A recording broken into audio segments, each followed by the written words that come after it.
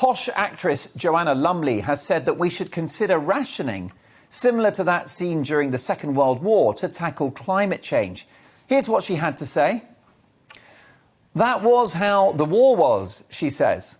"Stuff was rationed, and at some stage I think we might have to go back to some kind of system of rationing, where you're given a certain number of points and it's up to you how to spend them, whether it's buying a bottle of whiskey or flying in an airplane." God, I need a bottle of whiskey after hearing that rubbish. First of all, this is woefully impractical.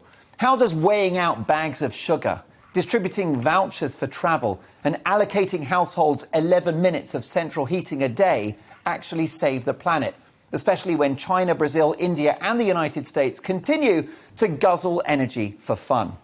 What she's proposing places an enormous amount of power in the hands of the state. It destroys the individual and removes any sense of self-determination. It's communism pure and simple, from someone who has enjoyed decades of the fruits of capitalism from her successful film and TV career. Too many people have used the coronavirus pandemic to usher in socialism. The furlough scheme was effectively Karl Marx's wet dream, paying people to stay at home. And brutal state control has been the consequence of COVID measures. What's currently happening in Australia and New Zealand is the stuff of nightmares. The fight we've got on our hands, and one I'll be fighting every day on this television network, is to get all of that control lifted and place power back in the hands of you, the British people. But no sooner have we reached what is hopefully the tail end of the pandemic, that there are now forces out there that hope to transfer all of the instruments of control from COVID and move it to climate.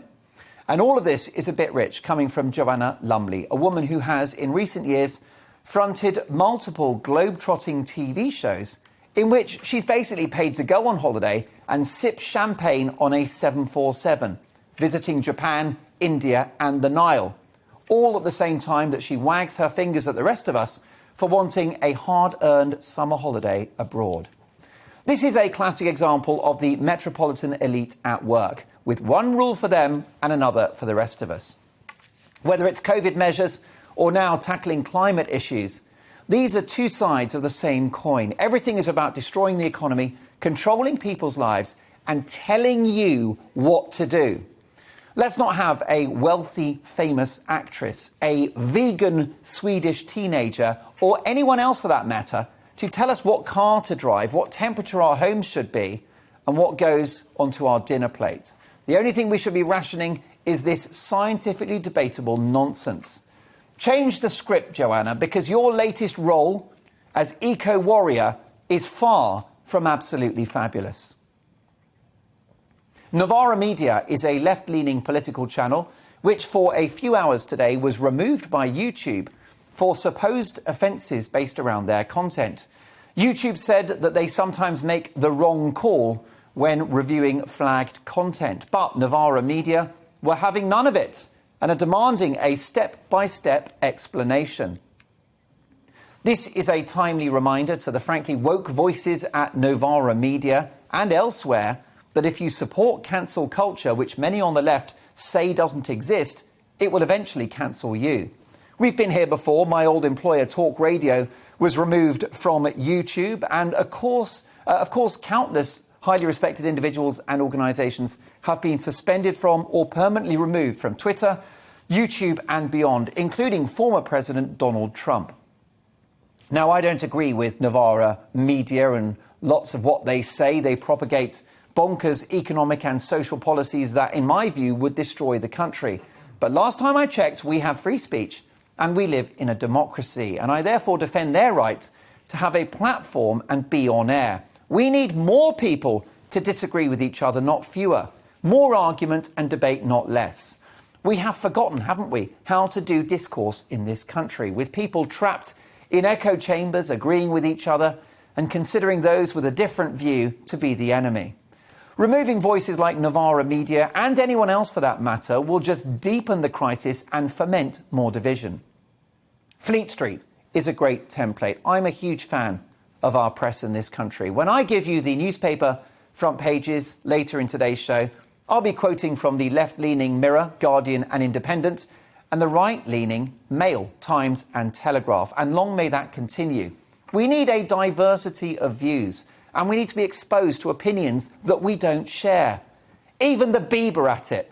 Here is a tweet from a new employee at the organisation. Take a look at this. Not a big klaxon person, says Rachel Schreier, but I start today as the BBC's first specialist health disinformation reporter. I'm privileged to take on this important brief at a time where bad information is playing such a big role in people's health and well-being. Wow. Who decides what is health disinformation and what in God's name is bad information when it's at home? George Orwell, eat your heart out. 2021? More like 1984. And we cannot have perfectly reasonable debate shut down by these tech giants, whatever the opinions being espoused. Who can blame Donald Trump for creating a new social media platform? The boundaries of free speech in this country should not be decided by a Californian billionaire in a hoodie. These politically biased conglomerates with their own agenda have no right to cancel voices that don't fit their prescribed narrative. Frankly, they've got too much power, and we should cancel them. News just in.